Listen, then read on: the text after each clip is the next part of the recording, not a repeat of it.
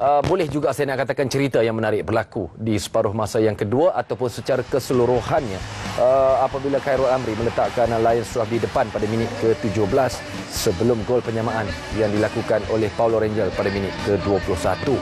Ini antara ceritanya. Pada separuh masa yang pertama, graf pasukan Terengganu tidaklah begitu baik, Ridwan. Tidak begitu baik graf dengan kesilapan memberi 2 gol awal kepada pasukan lain, itu membuatkan pasukan ini agak jaringan Mat Yo, jaringan ya. Mat Yo masih belum cukup untuk membantu Terengganu. Ya, jaringan satu akrobatik yang dilakukan oleh Mayu amat menarik sekali membantu bahagian serangan, tetapi kesilapan awal yang saya cakap melepaskan gol awal itu kesilapan pasukan Terengganu pada malam ini. Formasi ataupun strategi yang telah pun diubah sedikit oleh Abdul Rahman Ibrahim di separuh masa yang kedua menampakkan banyak impak dan kesan, tetapi Lions 12 muda, bertenaga. Muda dan bertenaga, itu disiplin dalam setiap position yang sewaktu hilang bola berada di bawah belakang bola sebelum melakukan pressurizing. Dan tapi sistem yang ditunjukkan ataupun taktikal yang diubah oleh Coach Haji Rahman pun nampak membuahkan hasil dengan membuat hantaran, crossing, dengan membuat pressurizing di bahagian-bahagian pertahanan Lion itu membuahkan hasil jaringan pendaluan untuk 3-2. Baik, tandukan Nordin Alias di penghujung babak separuh masa yang kedua menimbulkan insiden dan drama yang mungkin tidak mahu kita perhatikan. Bagaimana Paulo Rangel seakan-akan hilang arah menuju terus kepada pengendali perlawanan. Apakah ini sesuatu yang nak kita lihat dalam saingan Liga Tempatan? Ya, itu bergantung kepada keputusan pengadil yang membuat ataupun membuat bantahan dari jaringan yang dilakukan oleh Nordin Alias pada malam ini. Itu yang saya perkatakan. Video ini harus diteliti oleh FM sendiri, menilai sendiri adalah adakah keputusan pengadil itu tepat pada malam ini. Baik, tetapi sumbangan Paulo Rangel secara keseluruhan malam ini banyak membantu Terengganu. Bagi saya ia banyak membantu Terengganu dari segi sepakan penalti dan membuat jaringan, tapi mempunyai peluang 2-3 peluang yang tidak diselesaikan atau diterjemahkan sebagai gol pada malam ini oleh Paulo Rangel. Terengganu bermain baik di separuh masa yang kedua, tetapi seolah-olah Lion 12 seolah-olah kembali mencari ketajaman di barisan depan. Tetapi apakan daya, apa yang nak kita perkatakan lagi, sudah sesuatu yang secara keseluruhannya mereka telah beri yang baik, Ridwan. Ya, mereka memang telah beri yang terbaik untuk pasukan mereka sendiri. Itu adalah salah satu taktikal yang dilakukan oleh Singapura ataupun Lion.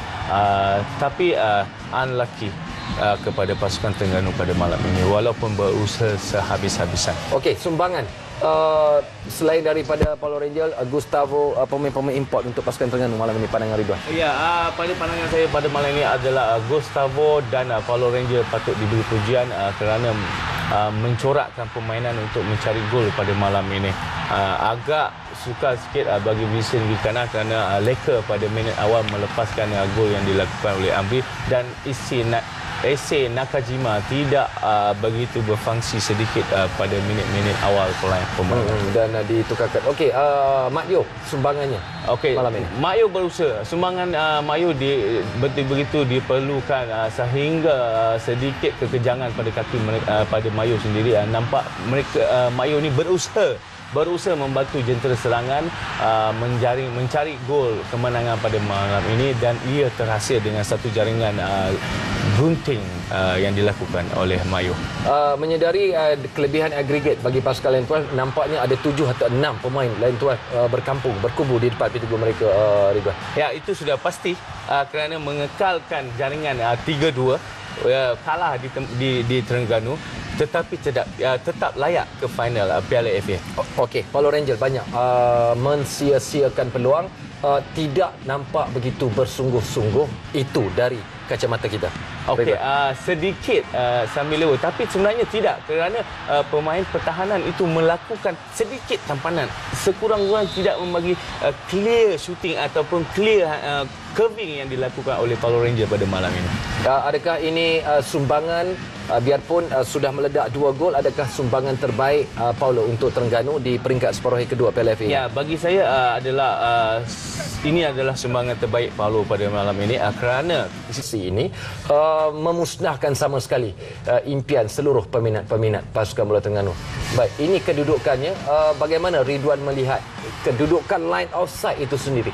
Ya, kalau ikutkan di belakang Nordin Alias ada seorang lagi pemain pertahanan Lions dan tidak ada apa-apa kontak yang dilakukan oleh Paulo Rangel terhadap goalkeeper Lion itu, tetapi telah dibatalkan oleh Lions man yang mengatakan gol itu adalah offside. Okey, ada connection yang berlaku di celah-celah 6 atau 7 pemain-pemain Lion 12 dan ada seorang pemain Lion 12 di baris akhir di garisan pintu gol pasukan Lion 12 sebelum Nordin Alias menanduk ke belakang bola itu yang dikatakan oleh pengadil